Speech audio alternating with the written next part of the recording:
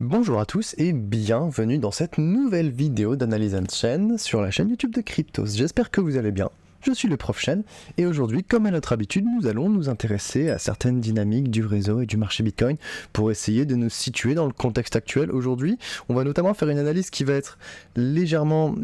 pas court-termiste, mais on va s'intéresser à ce qui s'est passé au cours des dernières semaines. On va aussi bien sûr retourner dans le passé pour voir ce qui s'est passé par le passé et essayer de comparer avec ce qui se passe en ce moment, parce qu'il se passe deux choses très importantes en ce moment. On est proche de, premièrement, la date du halving, dont on va parler dans un instant, et on est aussi en train de travailler la zone de test autour de l'ancienne ATH des 69 000 $, avec une action de prix qui est étonnamment relativement identique à celle qu'on a pu voir pendant le test des anciennes ATH des 1000 $ et des 20 000 $ durant les cycles précédents, donc le cycle haussier de 2014 et le cycle haussier de 2020-2021. Donc voilà un peu le sommaire de ce qu'on va observer aujourd'hui. Il y a pas mal de choses à voir. On va essayer d'y aller graduellement. Mais avant tout, je voulais bien sûr vous rappeler et vous présenter notre partenaire du jour, le site justement de Glassnode, que vous connaissez certainement depuis un bon moment parce que je présente leurs données, j'utilise leurs données on-chain pour vous présenter ces analyses depuis un bon moment. C'est d'ailleurs le support que j'utilise depuis le début de ce format vidéo avec le tableau de bord. Les tableaux de bord qui peuvent vous permettre d'analyser différents types de données, notamment sur les investisseurs à long terme, le minage, l'activité du réseau, la performance des prix ou même des manières de naviguer entre les différents cycles de prix pour notamment localiser des tops et des bottoms locaux ou cycliques. Mais ce que je vous propose plutôt, ou du moins ce que je vous conseille pour commencer si vous êtes nouveau et que vous voulez utiliser Glassnode, c'est très potentiellement le tableau de bord qui s'appelle Mastering the MVRV Ratio, donc maîtriser le ratio MVRV en français, dont nous avons une traduction en français dont je vais vous parler dans un instant. Mais c'est un tableau de bord qui vous permet de comprendre une des métriques fondamentales les plus importantes de l'analyse on-chain, qui est une métrique extrêmement simple, mais qui recèle tellement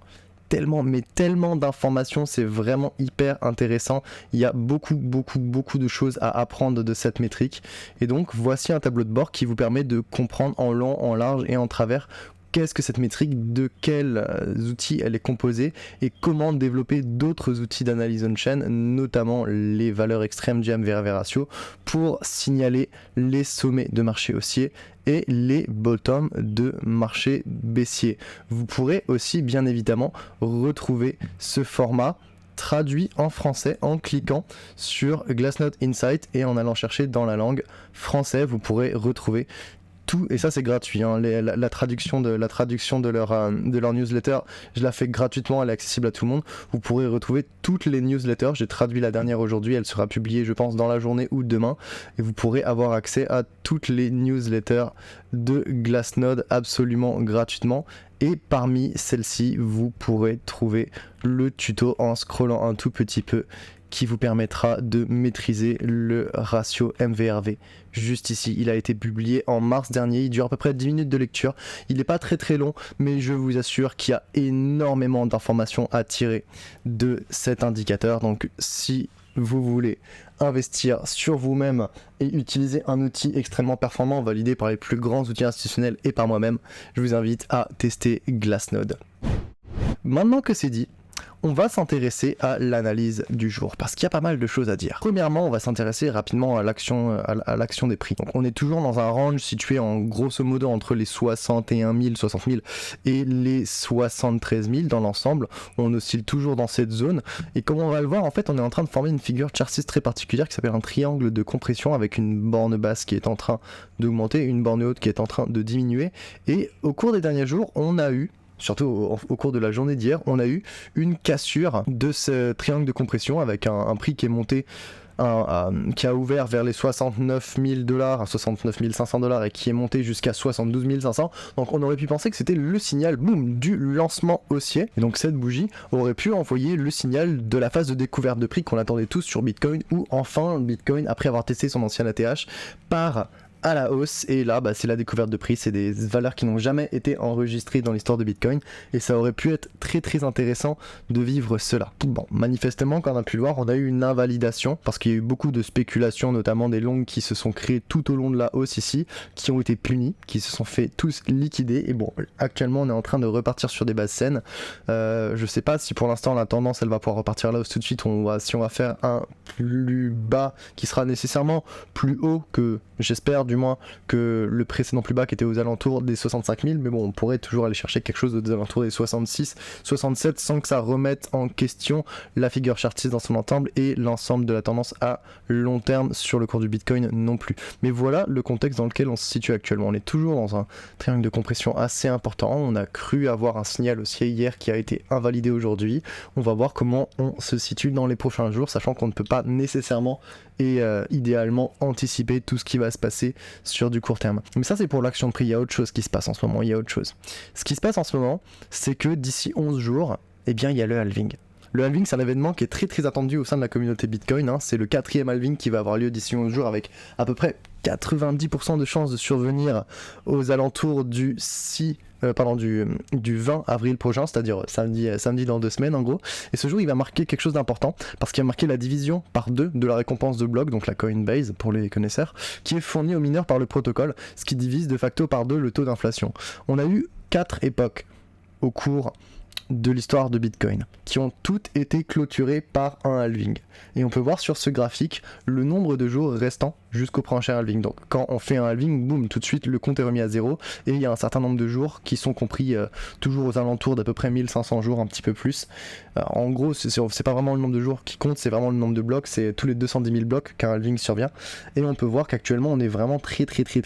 proche du prochain halving, avec une valeur de 11 jours actuellement. Et ce qui va se passer, c'est que on va avoir quelque chose de très particulier. On va avoir un Bitcoin dont le prix ne va pas nécessairement bouger immédiatement, mais ce qui va se passer, c'est qu'on va passer d'une récompense de bloc de 6,25 à 3,125. Donc ça va quand même avoir un impact, notamment sur la rentabilité des mineurs, du moins à court terme, mais surtout ça va avoir un impact sur le taux d'inflation et donc sur la potentielle demande, où il y aura plus suffisamment d'offres potentiellement pour faire la demande. Ça pourrait créer un choc de l'offre. Je vous invite d'ailleurs à suivre en direct avec le graphique de la distribution des probabilités de la date du halving sur le site de Research Bitcoin, le The Research Bitcoin Lab, qui est disponible totalement gratuitement, hein, qui vous permettra de suivre ça et d'avoir les estimations les plus précises possibles pour savoir à quel moment pourrait avoir lieu le halving en particulier. Bien sûr, ça va toujours être une question d'heures ou de minutes de précision, mais on est sûr à 100% que c'est entre le 19 et le 20, et il y a 99% de chance que ce soit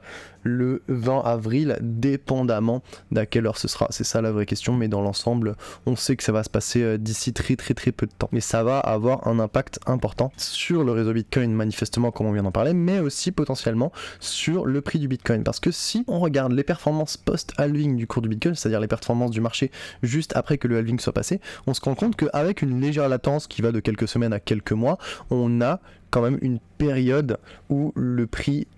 eh bien, il augmente énormément. On appelle une période de forte appréciation des prix. La performance du post-halving du dernier cycle notamment, c'est-à-dire le cycle de 2020-2021, elle était aux alentours de plus 650%. Donc voilà, on pourrait donner une estimation modérée en pensant que la performance du cycle présent, elle pourrait être entre plus 150 et plus 300% du prix après le halving. C'est-à-dire que si on a un prix identique à celui d'aujourd'hui, à peu près à 70 000 aux alentours du halving, et on pourrait faire plus 150%, ce qui nous amènerait vers les 150 000 à peu près, il me semble, si je dis peu de bêtises. Je n'ai pas envie de dire de bêtises, je me suis un peu plus peut-être, ou plus 300%, ce qui amènerait à plus de 200 000, quelque chose comme ça. Donc on aurait des valeurs qui seraient quand même honnêtes, en sachant que du coup je suis en train de diviser par 2 voire par 4 la performance qu'il y a eu durant le cycle précédent. Donc on pourrait quand même aller chercher des valeurs intéressantes pour ce bull run. Mais on peut aussi observer ça d'une autre manière. On peut aussi observer ça d'une manière des performances post-ATH. Parce que ce qui s'est passé, c'est que bien que après avoir atteint les 73 000 $ en mars, le cours du Bitcoin il soit contracté pour tester son ancien ATH, comme on l'a dit, et bien dans l'ensemble, si on regarde par rapport au cycle précédent, et bien on est quand même pas mal aligné en termes de temporalité et en termes de performance avec le cycle précédent. Notamment, si on regarde ici, on a eu une période. Là ici vous l'avez pas affiché, mais si vous consultez l'analyse écrite, vous l'aurez annoté sur le graphique. On a une période d'à peu près 1190 jours entre l'ATH de 2017 et la cassure de l'ATH de 2020, et on a exactement la même période entre la fin de l'ATH, ou du moins de ce qu'on aurait pu appeler le premier ATH de 2021 et la cassure d'ATH actuelle. On a à peu près 1090 jours. Et pour cette même période, on a quasiment une performance similaire, une performance qui est aux alentours entre plus 1 et plus 10% au-dessus de l'ATH, ce qui est tout à fait normal hein, dans ce genre de conformation. Et donc ça peut nous permettre d'être relativement encouragé suite à l'avenir, parce que si on suit à peu près le cycle précédent, eh bien on peut se rendre compte qu'on va avoir une performance post-halving qui va être très très rapide, c'est-à-dire qu'on aura beaucoup moins de latence que lors des prochains cycles, et ça pourrait nous amener du coup à une appréciation des prix, pourquoi pas avant même le halving, hein, c'est toute la question en fait, est-ce qu'on va potentiellement avoir une découverte de prix et des nouveaux ATH avant le halving, avant les 2 prochaines semaines. Évidemment on va pas pouvoir le savoir tout de suite et j'ai pas de données qui puissent nous permettre de prédire cela avec précision, mais c'est la question ouverte de la journée, c'est est-ce qu'on pourrait avoir de la découverte de prix avant même le halving, ce qui serait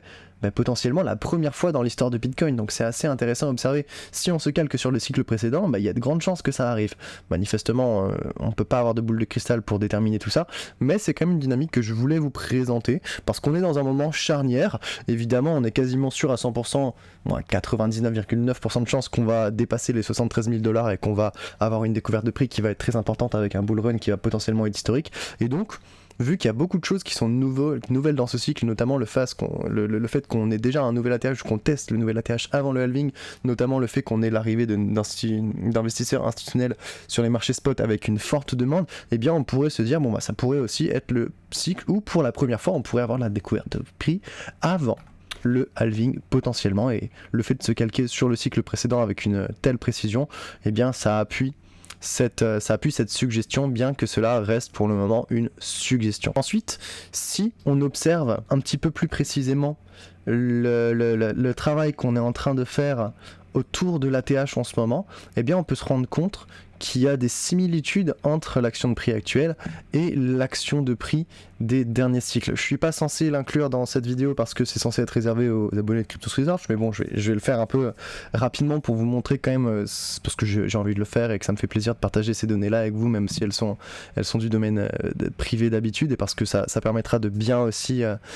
illustrer le propos. On va aller regarder ensemble ce qui s'est passé au cours des 2 derniers cycles haussiers, et ensuite on va comparer ça avec ce qui se passe en ce moment, parce qu'en ce moment il se passe des choses intéressantes aussi. Alors, au cours des 2 derniers cycles, on a 3 autour des 3 derniers cycles. En fait, si on prend les 2 cycles précédents, oui, c'est ça, autour des 2 derniers cycles. On a quand même 3 grandes similitudes qu'on peut observer à travers ces 3 cycles. La première chose, c'est une volatilité très importante, où vraiment on a des variations très très fortes et très très rapides du prix, où vraiment ça secoue énormément, ce qui pousse les investisseurs à court terme, via la mesure du STH-SOPR, à lâcher prise. C'est ce qu'on peut voir d'ailleurs ici, au cours de la période actuelle, on peut voir qu'il y a un STH-SOPR qui devient négatif à plusieurs reprises, notamment pendant les moments où il y a un mouvement baissier très important, et ça c'est typiquement ce qu'on veut pour voir les investisseurs à court terme qui sont secoués parce qu'ils sont trop sensibles à la volatilité, lâcher prise, et du coup ça va permettre du coup de les faire racheter plus haut et d'incliner un mouvement de FOMO qui peut être intéressant. Ça c'est la première compensante, une forte volatilité qui pousse les détenteurs à court terme à réaliser des pertes qu'on peut mesurer via le STH-SOPR. C'est les bandes rouges qu'on peut observer au cours du test pour 2014 et au cours du test pour 2020. C'est exactement ce qu'on voit ici. Deuxième dynamique, un piège haussier. C'est-à-dire qu'on a un mouvement qui va nous amener au-dessus de la figure chartiste et au-dessus de l'ATH, mais qui en fait va être invalidé.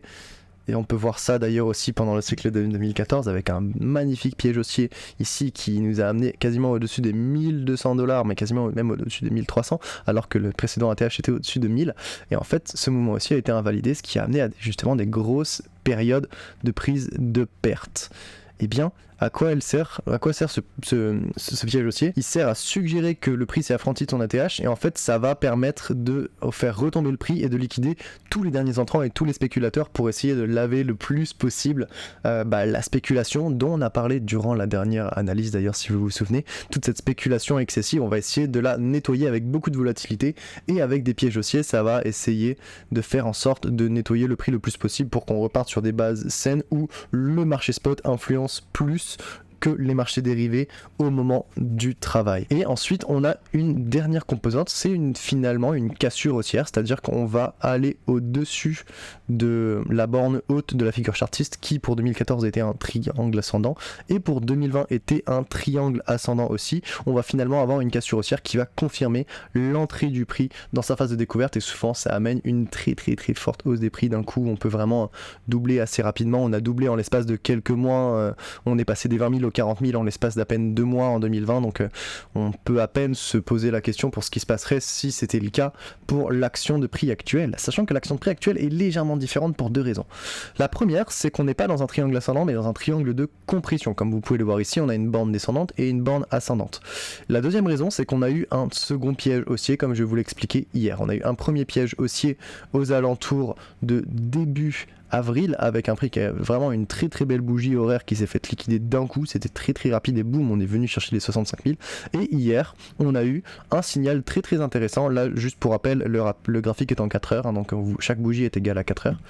et on a pu avoir ici un très beau signal qui nous a emmené du bas des 70 000, quasiment 69 000 aux 72 000 en liquidant beaucoup de positions short hier, et on a eu le total inverse, des liquidations longues aussi aujourd'hui qui sont en train potentiellement de se rétablir en ce moment. Mais bon, voilà, on pourrait aller chercher le bas du triangle ascendant aux alentours des 66 000, 66 500. Ça poserait pas de problème et ça nous permettrait de repartir avec un élan beaucoup plus impulsif et potentiellement un petit peu moins de spéculation. Donc comme on peut le voir, on a un cycle qui s'aligne pas mal, qui a pas mal de composantes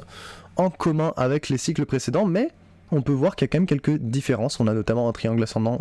un triangle de compression au lieu d'avoir un triangle ascendant, et on a aussi eu une seconde invalidation, un second piège haussier alors que c'était pas prévu. Donc c'est des données qui sont pas autant des données on-chain que ce qu'on aurait pu voir. Là j'ai essayé de coupler analyse technique et analyse on-chain pour vous offrir quelque chose d'un peu plus diversifié et aussi vous offrir quelque chose qui reflète en réalité ce qui se passe en ce moment, parce que ce qui se passe en ce moment c'est qu'il y a beaucoup d'investisseurs institutionnels qui se basent sur l'analyse technique, parce que l'analyse on-chain est un outil extrêmement puissant mais qui n'est pas encore totalement démocratisé, ce qui a pour résultat le fait que le marché est encore influencé par la prophétie autoréalisatrice de l'analyse technique. Et donc c'était important pour moi de vous présenter des données qui soient à la fois techniques et à la fois on-chain sur tout ce qui se passe en ce moment. En résumé, le halving arrive dans très peu de temps, ça va avoir un impact potentiellement sur le marché mais surtout sur le réseau de Bitcoin et sur le taux d'émission et la rentabilité des mineurs. Et alors que le 4e halving du coup il est prévu pour le 20 avril prochain, il y a beaucoup de similitudes entre l'action de prix du présent cycle haussier et celui de 2020-2021 notamment, mais aussi celui de 2014, qui nous porte à croire que le marché pourrait initier sa phase de découverte de prix avant le halving ou avec un tout petit peu de latence, ce qui serait la première fois dans l'histoire du Bitcoin. Rappelez-vous que cette hypothèse, ça reste une hypothèse, elle sera infirmée ou confirmée d'ici les 2 prochaines semaines, on en saura plus d'ici peu, donc restez attentifs, faites attention et n'utilisez pas trop d'effets de levier parce que ça secoue beaucoup en ce moment, donc restez prudents. Dans tous les cas, une fois que le cycle sera lancé, vous aurez tout le loisir de faire ce que vous voulez, mais pour l'instant ça peut encore secouer dans tous les sens, donc faites vraiment attention et protégez votre capital le plus possible, utilisez les marchés spot et n'utilisez pas d'effets de levier tant que vous le pouvez. Bien sûr, l'analyse est disponible sur Twitter via le thread, elle est aussi disponible de manière écrite sur le site de Cryptos Research. Vous pourrez toujours retrouver publiquement et gratuitement toutes ces analyses on-chain vidéo tous les jeudis, ou plutôt un jeudi sur 2 par mois, je veux dire, sur la chaîne publique de Cryptos Research, avec évidemment tous les mardis midi une analyse de Vincent Gann qui sont de plus en plus pertinentes, enfin elles ont toujours été pertinentes bien sûr, mais elles sont très pertinentes notamment en ce moment pour essayer de comprendre ce qui se passe au niveau de l'action prix sur le point de vue technique. Et si vous voulez aller plus loin, si vous voulez avoir de l'accompagnement, si vous voulez avoir de l'éducation, si vous voulez avoir la bonne info au bon moment, ce qui est à peu près le secret en crypto, hein, c'est vraiment d'avoir la meilleure meilleure info possible, ce qu'on appelle détruire l'asymétrie d'information, donc essayer d'avoir la meilleure information pour être le mieux informé et avoir la prise de décision la plus rentable possible, eh bien je vous invite à nous rejoindre chez Cryptos Research. Comme vous le savez, on a des rapports crypto hebdo, on a des vidéos quotidiennes d'analyse technique, on couvre aussi l'analyse fondamentale, l'analyse de projet, l'analyse on-chain, on fait de la mise en pratique avec du montage de nœuds, avec des airdrops en veux-tu en voilà. La communauté privée est extrêmement bienveillante, elle est en train de grandir de jour en jour, et on utilise de plus en plus la librairie qui était déjà présente en l'enrichissant avec du nouveau contenu toutes les semaines, quasiment tous les jours en fait, même j'ai envie de dire, avec aussi des lives chaque semaine. Moi personnellement je fais un live tous les premiers jeudis du mois, donc c'est un live qui a eu lieu la semaine dernière déjà, et donc je vous invite à nous rejoindre chez Cryptos Research si vous appréciez le contenu et si vous voulez aller plus loin. En espérant que tout soit le plus favorable pour vous, je vous souhaite une excellente semaine et on se retrouve dans 2 semaines pour le suivi de cette analyse avec du coup le halving qui sera passé et on pourra analyser tout ça a posteriori et non pas a priori. Je vous souhaite une excellente journée, c'était le prochain et à bientôt. Salut.